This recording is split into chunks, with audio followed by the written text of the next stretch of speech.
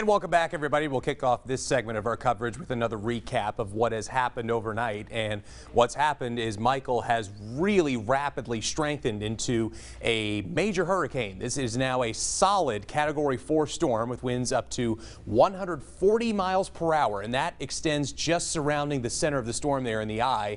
And it's moving northward at around 13 miles per hour. So relatively speaking, compared to other hurricanes, is moving fairly quickly, which is going to work in our favor as compared to other storms like Florence and Harvey that move very slowly.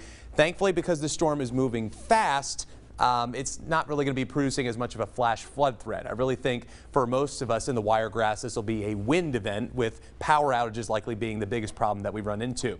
Pressure has dropped to 937 millibars, and the lower the pressure is, the stronger the storm is. And clearly, we have a very intense hurricane that's likely making landfall later this afternoon. Forecast track has really not changed all that much. It looks to be like ground zero, so to speak, will be Panama City Beach. In places to the east of Panama City, this is where a lot of the storm surge will be, right along near places like Apalachicola and points farther east, all the way up towards Tallahassee. And the storm surge could be substantial in this part of Florida. We're talking about 9 to 13 feet of inundation because a lot of these areas are really low lying. There's a lot of swamps and estuaries in this part of Florida, and these can very likely be very substantially flooded.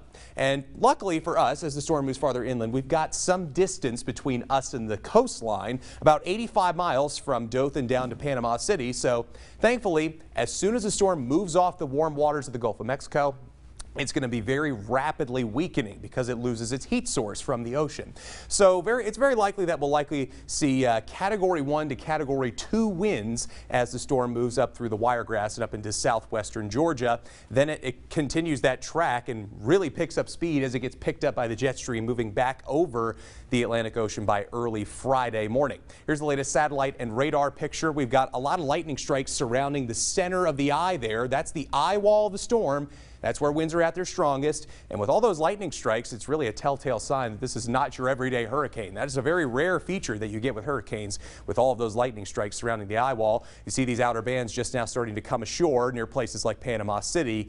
And some of those outer bands are making their way as far north as right here in the Wiregrass. We've already seen the rain started, and it's only going to get heavier from here as Michael moves farther inland. These extend all the way up the Highway 84 corridor, going from Donaldsonville all the way up to Andalusia. Farther north, in places like Troy and Eufaula, rain hasn't made it that far north yet, but it will be making its way up into your neck of the woods fairly shortly, I think, and the rain will only get heavier. Right now on Action Radar, here's a closer look at it. Got this intense band of heavy rain that's about to cross over the I-10 corridor in our Florida counties, and then just light to moderate rain extending in parts of extreme southeastern Alabama. And again, that rain's only going to get heavier. The winds are only going to get more intense. But for right now, the winds are fairly relaxed. We have a breeze that's coming out of the east now at about 15 to 20 miles per hour across most of the Wiregrass. Again, light to moderate rain falling across portions of Geneva County, just some pockets of moderate rain here. These are tropical showers, so it's not your, excuse me, it's not your typical severe weather downpour where it's a very intense rain over a short period of time. These are just light to moderate rain, but they're passing through fairly quickly. And off to the north, again, just tinier pockets of light rain across portions of Pike County as well as Barber County, Alabama.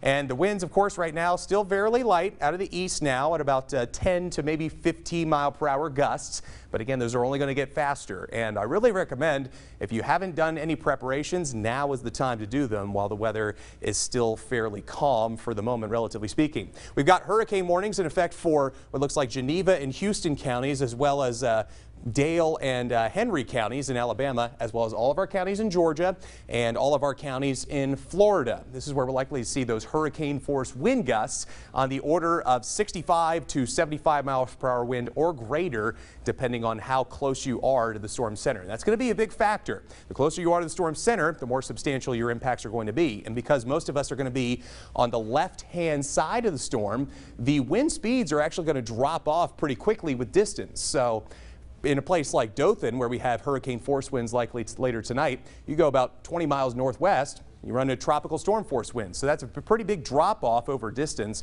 when it comes to the overall wind speeds. That's going to be a thing that we run into later tonight.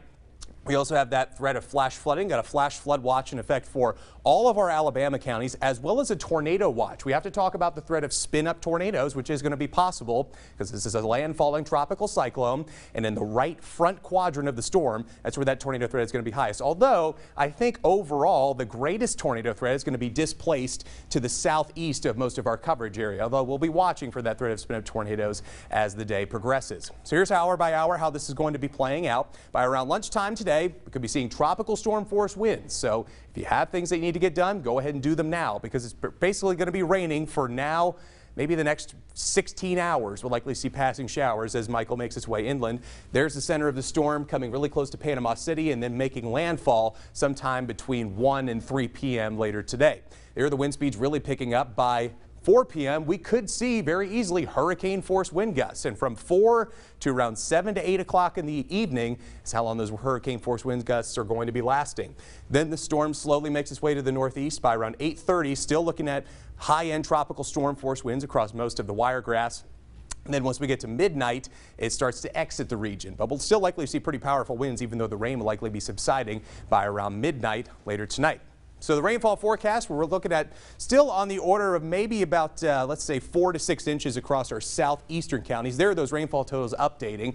Still on the order of about 4 to 6 inches in our southeastern counties near places like Donaldsonville, Mariana, Bonifay, and farther to the north, we've got lighter amounts because that rainfall gradient is going to be pretty tight because we're on the left-hand side of the storm. So only about an inch of rain in Troy, maybe about an inch and a third in Andalusia, and close to 2 inches at Enterprise. That's at least according to our latest in-house computer model with those latest estimates. So here's how to prepare. If you haven't done so already, just make sure if you're in a mobile home, find a local shelter to go to. Mobile homes are definitely not where you want to be in a storm like this. And keep your phone charged because inevitably we're going to lose power, and you'll need a way to get warnings if they're issued. So we'll likely have flash flood warnings and tornado warnings that are going to be issued, and you'll need your phone to keep you aware of those. And if you can help it, just don't go out driving. Don't get complacent. Don't get overzealous. If you don't have to drive, just don't bother. Once you get all your preparations done, just hunker down and wait for this thing to pass. Then, of course, keep your flashlight handy because you're likely to lose power, and you're likely going to need to have extra food and water in the event of you getting blocked into your driveway by a downed tree or something like that. So all that being said, here's your 7-day forecast. Michael exits the region Thursday. Still a little bit breezy for the day Friday. And then once we get a pretty big cold front that passes through, lows are really going to be dropping down to the mid and upper 50s. That's our first real taste of fall that we're going to be looking forward to for most of the coming weekend. And it looks like, yeah, we just got to deal with Michael. We finally get some fall weather. We finally get some fall weather. I mean, that's the trade-off. You have a hurricane and then you get to fall weather. That's like the toll booth, so to speak, I guess. But yeah, we got to deal with Michael. I know I've said it enough, but it's worth repeating. You know, get done what you need to get done now while conditions are still kind of tolerable out there. Right. And let's just go over the timing of the wind speeds and what to expect and when. I think the tropical storm force winds will probably be from about 1 to maybe let's say now 4 p.m. It looks like the timing's kind of accelerating a little bit. So we'll say 1 to 4 for the tropical storm force winds. Hurricane force winds from around 4 to 8 p.m. and then sort of subsiding after 9 p.m. to 12 a.m. But still likely seeing tropical storm force winds as late as midnight tonight. Right, and I want to go back on something as well. I noticed it's kind of curving more towards the northeast a little bit. Is there any wiggle room for that track to change any? Well, I mean, it is going to make a big difference exactly where this storm is going to go because we'll be on the left-hand side of it. Right. At this point, I mean, we're still likely going to see what we're going to see, tropical storm force winds and hurricane force winds that'll likely knock down a lot of power lines and trees. So that I really don't think is going to be changing all that much. Right. And like you said, though, you want to go ahead and get things done this morning. So again, we have a kind of a window period right now to go to the store, get the batteries, get, you know, flashlights, candles, get those last minute groceries, make sure you have water, that kind of thing in case your power and water goes out, and take care of your pets also this morning. And again, if you take them with you if you're evacuating. Don't leave them behind. Yes, and if you are in a mobile home, again, you might want to, you know, maybe make friend with a neighbor who has a sturdy building, or go to the bottom part of your apartment, because like we talked about, our biggest issue is going to be those hurricane force winds. Yeah, and if you're in a mobile home, you got to treat this like a severe weather day. You got to go to a building with a foundation in it, because winds like this can very easily just pick up and move a mobile home like it's nothing. Because I mean, it's just going to be one of those days where we just have to hunker down and wait for this thing to pass. That's the overall encompassing theme here is you just got to hunker down. And like we said, probably widespread power outages, especially in Houston County and then south in our Florida Panhandle counties. So it's probably not, if the power goes out, it's when. And of course, we do want to remind you that we will be on Facebook Live and live streaming online as well, so you can get updates that way. So make sure your cell phone is charged. Yeah, and if you got any questions, just feel free to message them to us on Facebook or Twitter or you can wherever call you'd us. like. Or call us. Our phone number is 334-793-1818. Yep, we'll feel free. We will be more than happy to answer any questions that you might have. Ben, Tonya, I'll go ahead and toss it back over to you guys. Yeah, we got some of those questions now, actually. So hang with us for a second, guys. A couple of weather-related questions here. First off, Betty in Dothan, she has family living in Graceville, Florida, and she's wondering about specifically the wind speeds, what they're going to get to in Jackson County, if you could answer that question for us. Ballpark, we'll be looking at around 65 to 75 mile per hour winds is what we'll likely be seeing with most areas in Jackson County. They're included with that hurricane warning, and of course locally we could have gusts that are higher than that. The gusts can be 10 to 20 seconds, but the gusts could be as high as maybe say 90 miles per hour, because every mile that you move farther south to the coastline, the more substantial that those impacts are going to be, because hurricanes really like warm ocean waters to work with, and then as soon as they move over land, they steadily weaken. But again, yeah, Jackson County appears to be kind of a hot spot for a lot of those damaging winds. And that's enough for about moderate to major structural damage, I guess, with those type of winds. Yeah, it can certainly, just the wind alone is capable of causing structural damage like we talked about. I know we mentioned, trees and power lines are going to be the big problem, but winds of this magnitude are certainly capable of causing structural damage. Okay. We got a couple more for you here. Pat in Enterprise this morning is asking about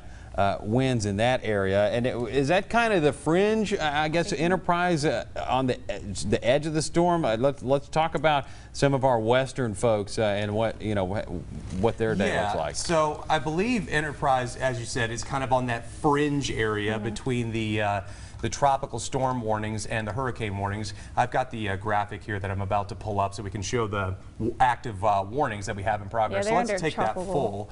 Yeah, here we go. We've got Coffee County, which appears to be under that tropical storm warning, but you move one county to the east, it's a hurricane warning. So again, right on the line where at the very least you're going to see tropical storm force winds. So at a minimum, you're probably going to see 45 to 50 mile per hour winds that are going to be sustained for most of the afternoon and the evening, and that's certainly enough to knock down trees that are older and that are probably in the process of dying. Those older trees are the ones that get knocked down first, and that'll still likely be a problem that we'll have area-wide to deal with. So yeah, even for places like Enterprise, we're going to have that those power outages that we're going to have to be dealing with.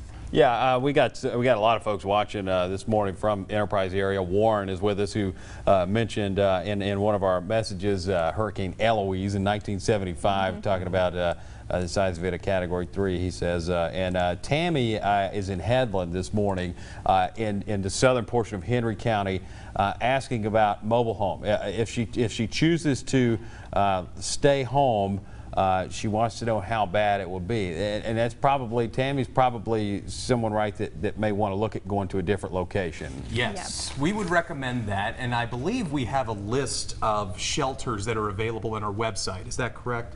I believe we do. Yes, right. All right, just double checking on that. So yeah, I would recommend that she would definitely find a shelter that's nearby in Headland, because I'm sure that because Headland's like right on, kind of the border, close to Houston County. And like we said, I think, as far as our Alabama counties, Houston, Geneva, probably looking to get the worst end of the deal as far as our Alabama counties. But since you're right there on that border, you probably, better safe than to be sorry. Yeah, and I mean, it's not going to hurt to be overcautious in an event like this. I mean, the least that's going to happen is you're going to be a little bit more annoyed. I mean, the main thing that we want to get across is just protect your life more than anything else. I mean, that's the main thing we want to do ahead of time, is just protect life and property, and that's why we're here, is to warn people of the possible impacts of this. So again, in places like Headland, I believe they're under a hurricane warning right now, so still likely going to be talking about winds on the order of 65 to 75 mile per hour winds. With gusts greater than that. With gusts greater than that, that's true. And that'll likely be coming in right around 5, 6 o'clock in the evening tonight. That's what we'll be dealing with. All Yeah, right, so she's thanks. good this morning, but maybe later in the afternoon, maybe want to Yeah. go to one of those shelters or Look like into getting call a a neighbor or shelter. something if you Yeah. can. Yeah. And I also wanted to mention too, if you go to our website and you don't see a shelter that's listed, let us know. We want to hear from you. So we have a pretty comprehensive list on there at dothanfirst.com. But Yeah. if you see a business or a school or anything that needs to be added to that list, don't be afraid to give us a call. And we still want to hear from you. If you have additional questions, let us know. Yeah, the phones are live, 793-1818. Give us a call. We'll take your questions in the newsroom, answer them for you on TV, of course, on the app, the website as well. And so we will continue to do that throughout the day. There's also a post on Facebook. You can just simply comment on that Facebook post whatever questions you may have, and we'll answer that for you too. We're at the top of the 6 o'clock hour, so we're going to take a quick break, 6:02 to be exact. Houston County EMA Director Chris Judah is with us in studio. We'll talk to him right after this break. Let's look outside, really just whichever camera you guys want to go to right now. This is the Holiday Inn Sun Spree on Front Beach Road in Panama City Beach. We're watching Hurricane Michael, a major storm, make landfall in history today. Stay with us.